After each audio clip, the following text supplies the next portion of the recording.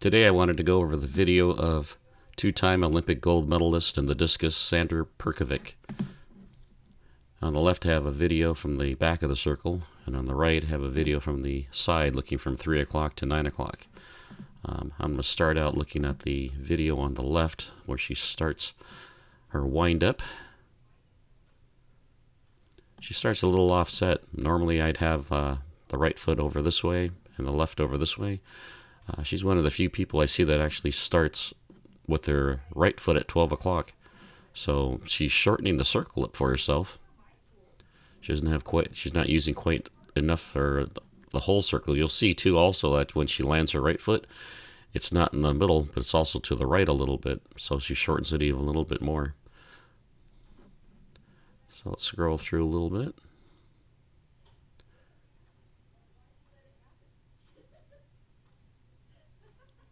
Right here you can see her left foot pick up, so the weight's going on her heel. You can see as she sits back.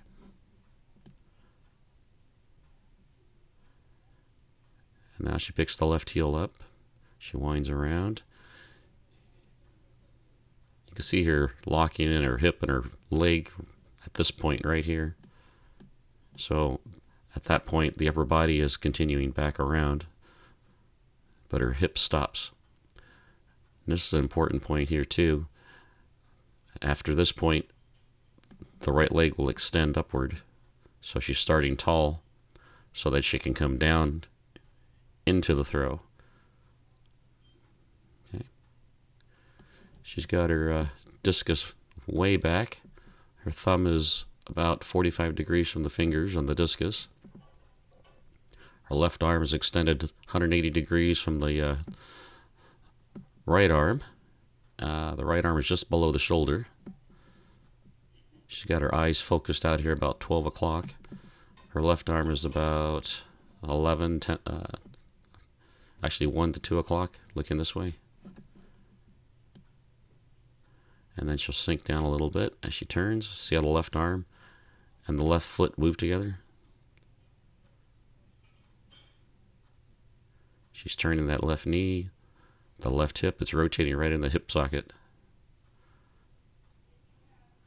You can see right here she's on the left toe, the big toe.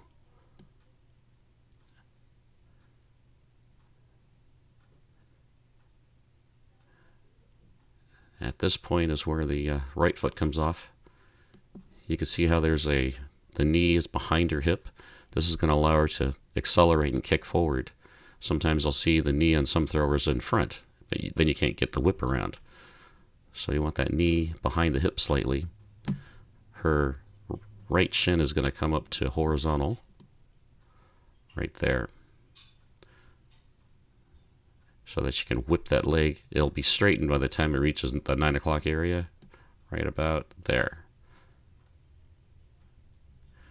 So from here, it's up, it's stretched back, got that stretch reflex going, and it's going to kick hard right there to this extremely wide radius.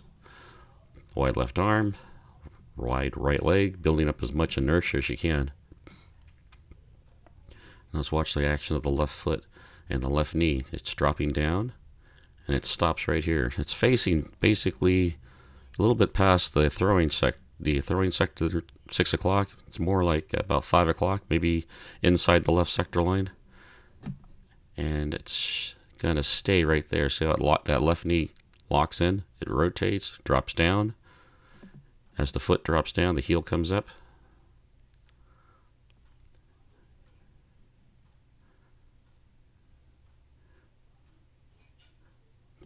Notice at this point, where the knee's at its lowest point, now the heel is going to start dropping back down, so she has something to push from. If she left it up here, she wouldn't have anything really to push from. So here she's got it loaded, ready to go. And she keeps it, you can see it's straight in line. It hasn't over-rotated to the left. Now let's watch the action of that left arm and that right leg. Here's the right foot here, here's the left arm. Let's watch how they work together, as she pulls herself into the circle.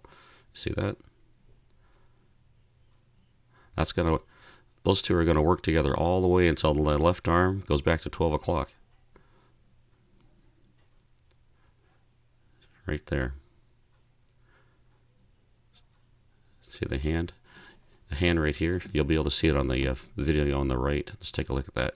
See how far the our left arm goes back? Right back to 12. See the left arm?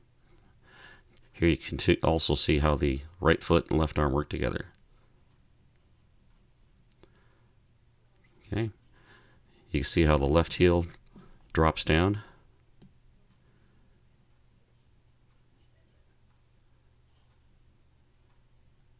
Drops down right there as the right leg comes around.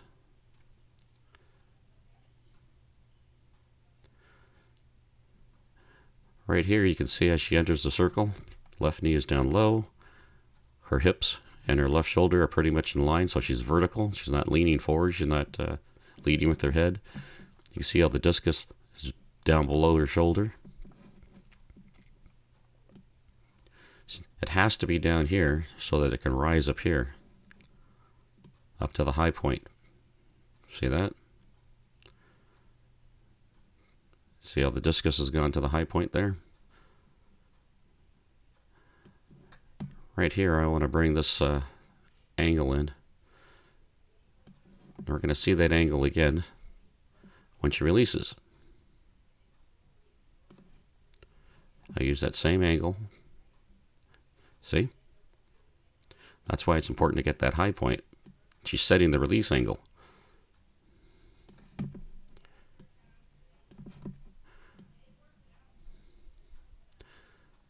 Okay, here's another important point. As right here is the farthest. She's kicked her right leg out. Now the right leg is straight here. But then she lets the foot slow down as the knee comes forward. That shortens her leg so it can turn faster. You'll see it on the video on the left too. Leg is straight, foot slows down. Now you can see that the right shin is vertical. Now leaning with the knee. That allows that lower body to whip around fast while both feet are in the air. You see how long she has both feet in the air. It's not very long. Here's the moment of push off. She's lost contact with the left foot, with the ground. There. So both feet are in the air at this point. That allows the lower body to keep rotating. Now I see a lot of people, they just drop the right foot down, but you can see she's very active with that right foot until it lands. Watch again on the right. You can see the foot hook around. She never just sits there and lets it just land. She's constantly working. She's driving that whole right leg around, back. Now let's take a look at something else right here. I'm going to put this line right here at the tip of her toe. That's the farthest her right toe goes. Look how it comes back. So she's creating this circle with her right. It doesn't just sit and land here flat. It actually continues moving around inward.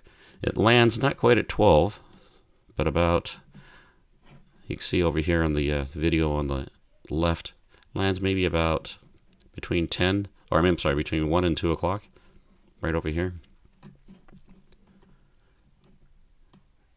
And then as she settles down, it's at 12.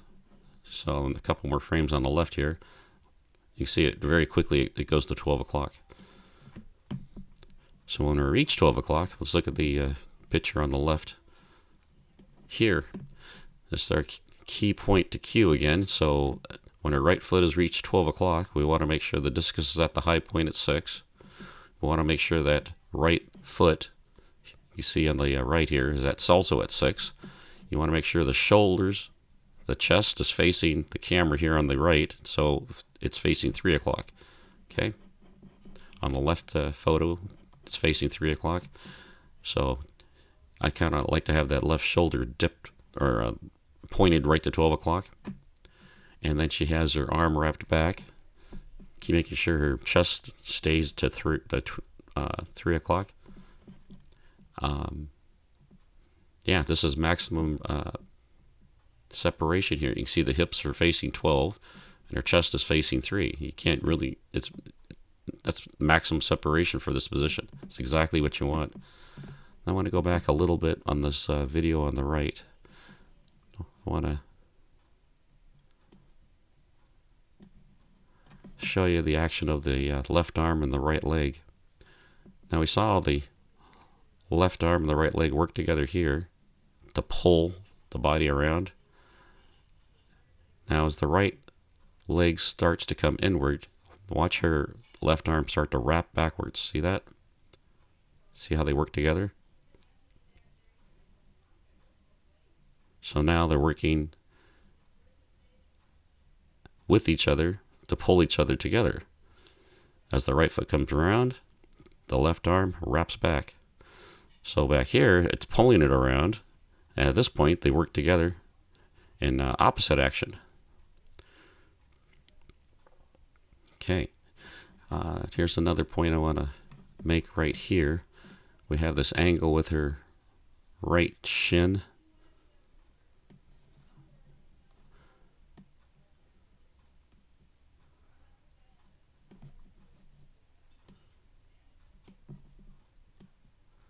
Okay, now this angle, to get the maximum rotation, has to match her head to her hip.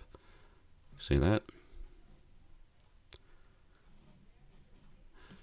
So now she's going to rotate with that maximum orbit. The disc is going to come way down here and just going to release up there. Okay, now let's look at another point. She's made contact here with their hip right on top of the right foot. Right there. Now see how long she stays there? She's rotating around that axis. She's not shifting forward. Not till here, where the left foot lands. Then she comes off of that. Because basically the right hip is now starting to rotate to the front. But when you land, you want to make sure that right foot is right under that right hip. And so you can rotate quickly. See the bent leg? See the right heel's up?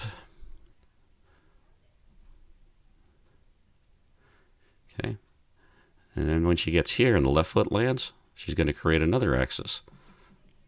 I'm going to use this line again. Here's this left hip. Now watch how she rotates around that left hip. The hip does not shift forward. It actually goes back a little bit, you can see, because the right hip is driving forward. See right hip? Right here you can't see the right hip. Now you can see the right hip come forward. Now to do that, to make that solid left side block, watch her left knee. See the heel will come down on the left foot so she can extend that leg. See the toes go down, see the foot, and then the knee accelerate. The knee accelerates upward. That locks into that left hip, which allows her to drive the right side around. See the right hip come around, the right shoulder will come around. See how the right leg stays bent? That bend in the right leg is what allows this angle here for her to throw. She's not sweeping the discus up from the bottom up. She's keeping it in line with her shoulders. Okay. She's getting the longest pull as she can, keeping that discus out far as away as she can.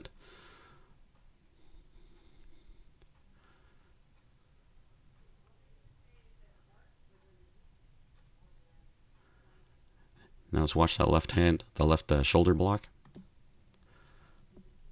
This is the key point. A lot of people will rotate this left shoulder back behind them. Now here's the axis right here. See, she's just starting to throw. It's still there. She hasn't, the shoulder hasn't moved back. The right has moved around it. This left is like there's a pole there. It does not move backwards. Everything moves forward. Okay. Here's another key point. In order to keep that right leg bent, she'll bring that right heel all the way up so that foot is vertical. See here? That keeps the right knee driving downward. You don't want to extend upward. This isn't a jump. Now, remember, she's a non-reverse thrower. She's keeping that knee bent. It's going to continue going forward.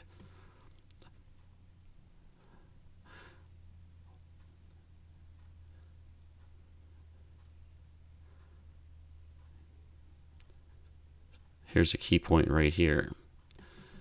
When your right heel is right here facing the camera, or 3 o'clock, you want that discus also there. You want that discus behind the heel. It's the same thing you see at when they're at 6 o'clock right here.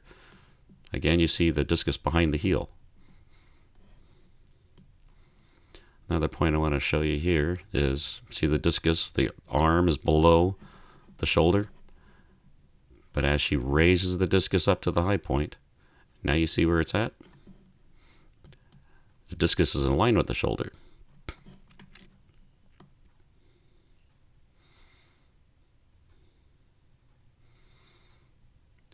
Now she wants to try to get her knees close together. The only way to do that is the right foot has to slide just a little bit forward, but see how she keeps contact with the ground.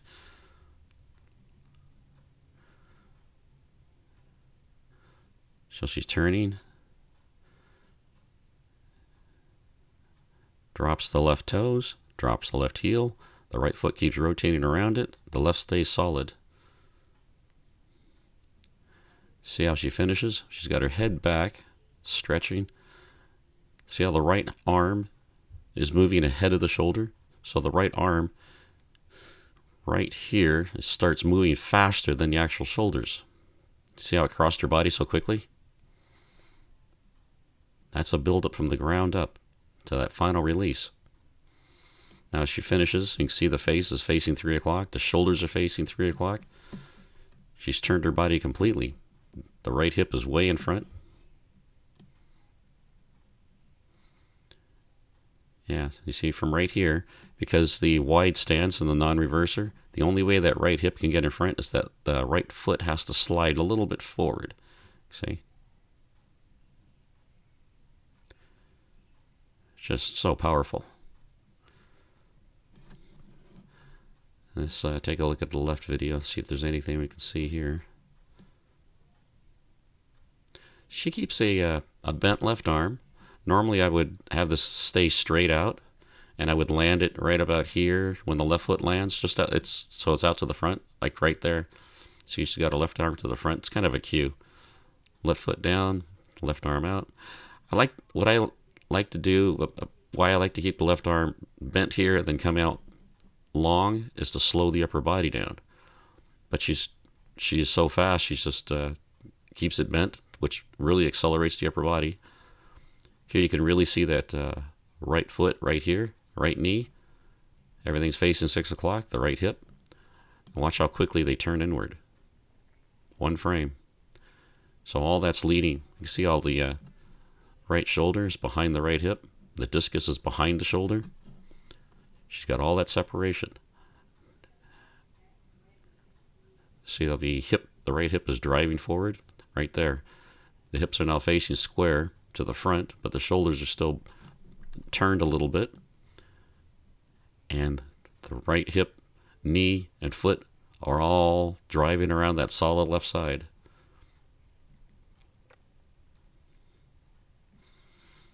So make sure you finish with that right foot kicked out. See how it kicks out? That's driving that right knee forward and getting that right hip forward. From back here, we can see again, see the discus? It's below the shoulder. See how it rises up?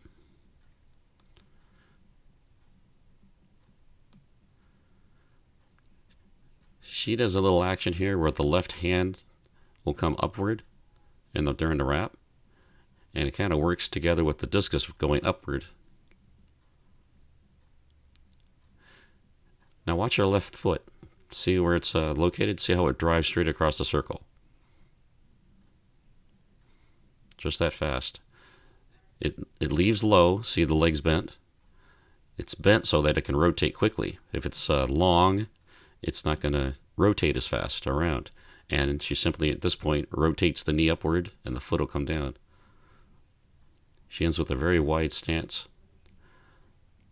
I'd probably want to bring it down sooner, like right here, but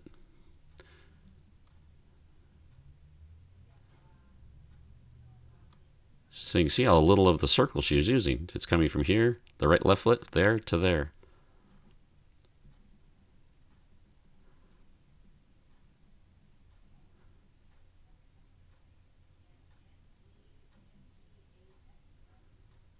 So it's important to keep that left knee down low so the leg can stay bent. You want that shin at least a horizontal. When that right foot lands, you want this right foot at about 9 o'clock. Well, look at the video on the right so you can see that again. As soon as the right foot lands right here, see how the left foot is pointing out to 9 o'clock? You don't want it to be sitting out here and pushing off for too long.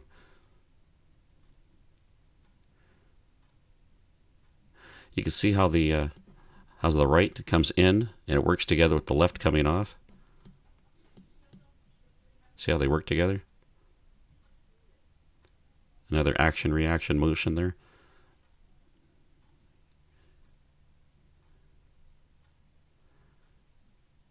There you can see that wrap again with the left arm. See how it comes up? Not only across, but upward. I think that counters the discus rising.